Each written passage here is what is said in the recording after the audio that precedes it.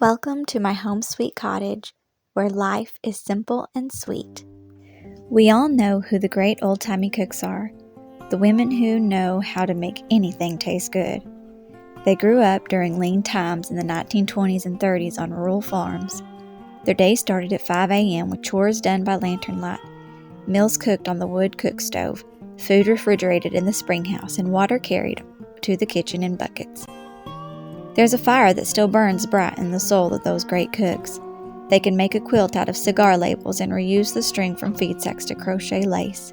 They can milk the cows, hoe the corn, cut the tobacco, and kill, dress, and cook the hen for dinner. Even though the great old-timey cooks can now go buy their groceries at the well-stocked local market, they prefer to eat from their kitchen gardens. They grow and can the best tomatoes.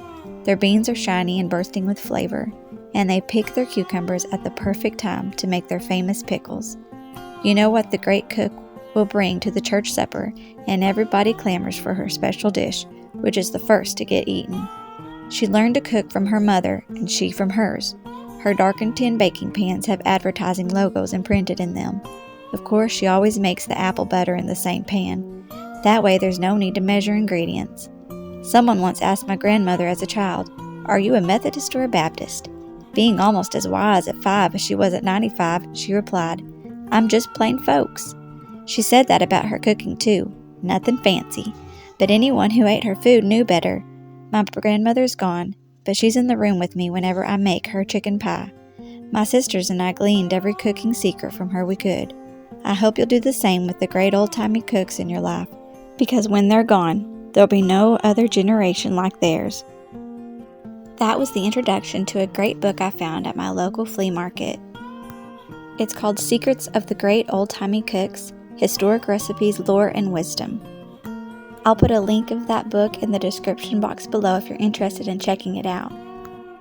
It's filled with great recipes from long ago, one of which I am making today. It's called Baked Apple Stuffed Pumpkin. According to the recipe, it says to choose apples that are firm and hold their shape well when cooked, such as Granny Smith or wine sap. And as for the pumpkins, I'm afraid mine aren't really the best kind to use for this.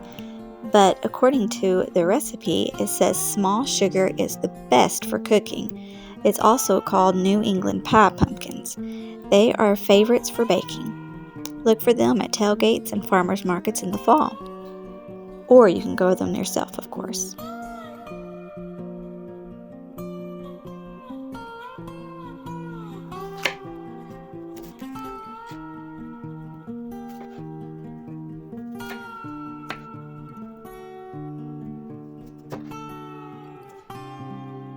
One thing I absolutely love about this recipe is that there is no exact measurements. I feel like I do my best cooking when the rules aren't so strict, when I can experiment and just have fun.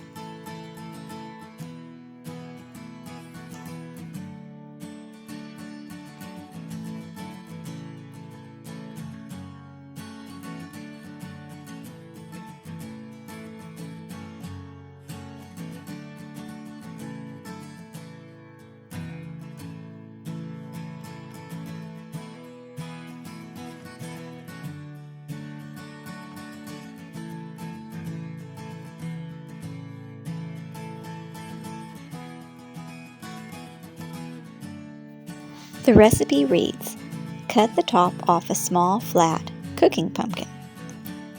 Scrape seeds and pulp out well.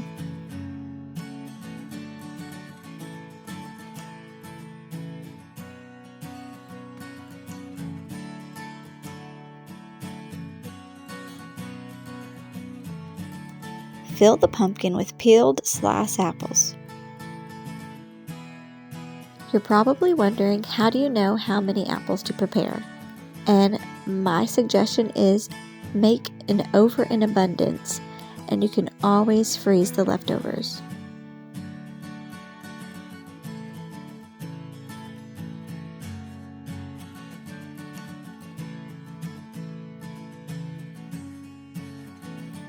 Toss the apples with a little brown sugar, cinnamon to taste, a pinch of nutmeg, Then dot with a few pats of butter.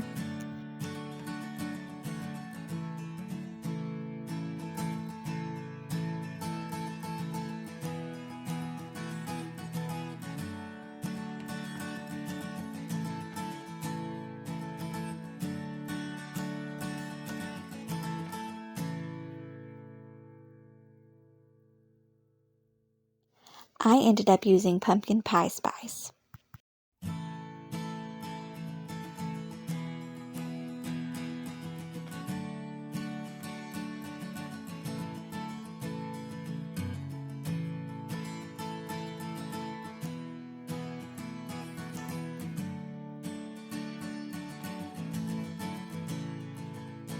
Replace the top and place in a baking dish.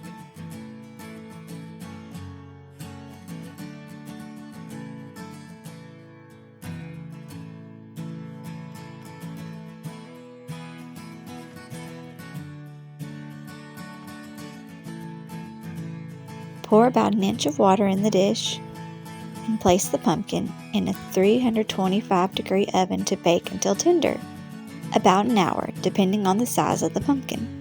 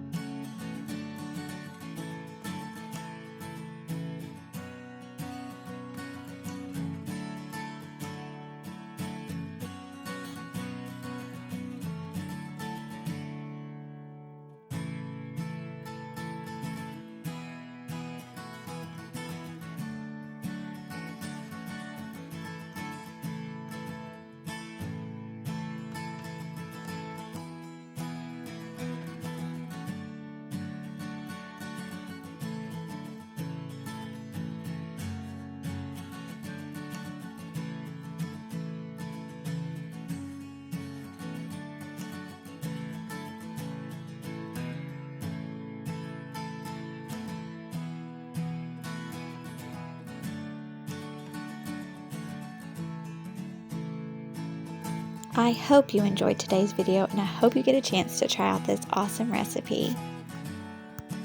If you haven't already, please make sure you like this video and please subscribe and hit that bell so you'll be notified of our next video. Thank you for visiting the Home Sweet Cottage.